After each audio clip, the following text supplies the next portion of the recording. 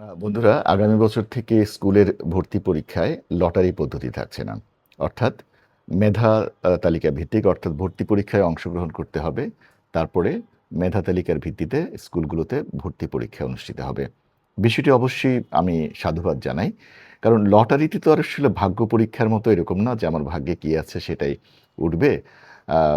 আসলে যেখানে পরীক্ষা দিয়ে আমাদের পাশ করতে হয়, পরীক্ষা দিয়ে আমাদের এক ক্লাস থেকে অন্য ক্লাসে উঠতে হয়, সেখানে একটা স্কুল থেকে পাশ করার পরে আরেকটা স্কুলে ভর্তি হব। সেখানে যদি ভর্তি পরীক্ষা না হয়ে লটারিতে উম আ মানে ভর্তি করা হয়, তাহলে আসলে পুরো বিষয়টি ভাগ্যের উপর ছেড়ে দিতে হয়। আসলে এখানে মেধা তালিকার বা মেধা সত্ত্বের কোনো বা মেধার কোনো মূল্যায়ন হয় না।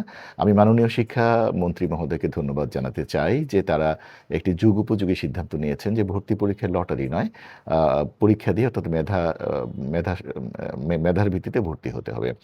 আ আমি বিষয়টিকে স্বাগত জানাই। আরেকটি বিষয় এইমাত্র আমি সংবাদ পেলাম, সেটি হচ্ছে যে স্কুল কলেজের যে ম্যানেজিং কমিটি আছে, ম্যানেজিং বডি আছে, সেখানে স্নাতক পাস হতে হবে। ম্যানেজিং কমিটিতে সভাপতির পদ পেতে গেলে অবশ্যই তাকে স্নাতক বা স্নাতকোত্তর ডিগ্রিধারী হতে হবে। কদিন আগেই আমি একটি আ ভিডিও করেছিলাম ফেসবুকে, যে সেটি হচ্ছে যে স্কুল কলেজগুলোতে ম্যানেজিং কমিটিতে আমরা শুনছিলাম যে স্নাতকোত্তর পাশের প্রয়োজন হবে না। এরকম একটি কথা বাজারে চালু হয়েছিল। কিন্তু বর্তমান সরকার বিষয়টিকে অত্যন্ত গুরুত্ব সহকারে দেখেছেন এবং আ মাননীয় শিক্ষামন্ত্রী এই কিছুক্ষণ আগে মাত্র সিদ্ধান্ত তার ঘোষণা করেছেন যে না, স্নাতকোত্তর ডিগ্রি পাশ হলেই কেবলমাত্র স্কুল এবং কলেজের ম্যানেজিং বডিতে তারা সভাপতির পদ গ্রহণ করতে পারবেন। বিষয়টি আসলে আমাদের এটিও যুগোপযোগী সিদ্ধান্ত বলে মনে করি। কারণ শিক্ষিতরা কমিটিতে আসলে তাদের যোগ্যতা দিয়ে যদি কমিটি পরিচালনা করেন, তাহলে শিক্ষার মান অবশ্যই উন্নত হবে। কারণ একটি জাতি শিক্ষা ছাড়া কখনোই উন্নতি লাভ করতে পারে না। শিক্ষার মান যত,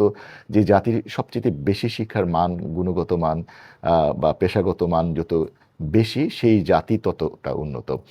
সুতরাং শিক্ষার ক্ষেত্রে কোনো আপোস না। শিক্ষাকে অবশ্যই গুরুত্ব দিতে হবে এবং শিক্ষার সাথে সংশ্লিষ্ট যারা আছেন সবাইকে গুরুত্ব সহকারে তা অনুধাবন করতে হবে। প্রিয় দর্শক, আ আশা করি আ বিষয়টি আপনারা বুঝতে পেরেছেন।